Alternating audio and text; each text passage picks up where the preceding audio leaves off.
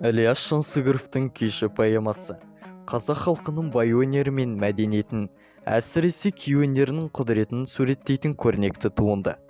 Поэмада арқадан Жетісу өлкесіне келген хан кененің құрметіне ұйымдастырылған тойда ерекше дарынды күйші жігіттің өнері баяндалады. Саусақтары пернені майда қаққан сайын кей толқыны далаға тарап, табиғат та үнсіз тыңдайды.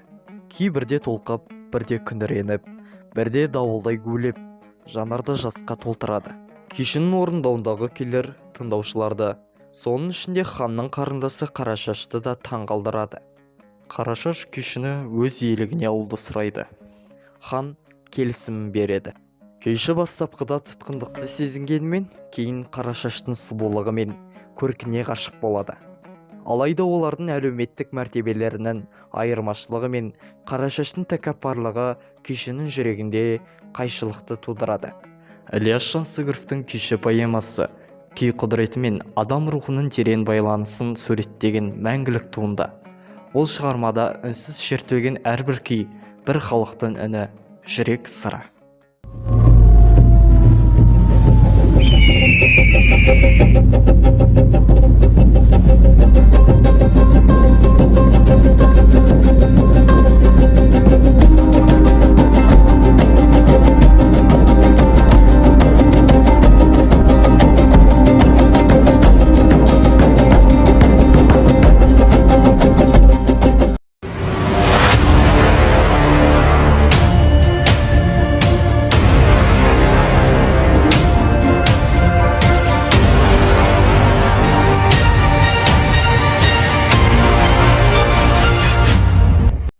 Егерде күй құдіретін сезінгіңіз келсе, күйшінің тағдырын білгіңіз келсе, Ілияс Жансүгіровтің күйші поэмасын оқуға шақырамын.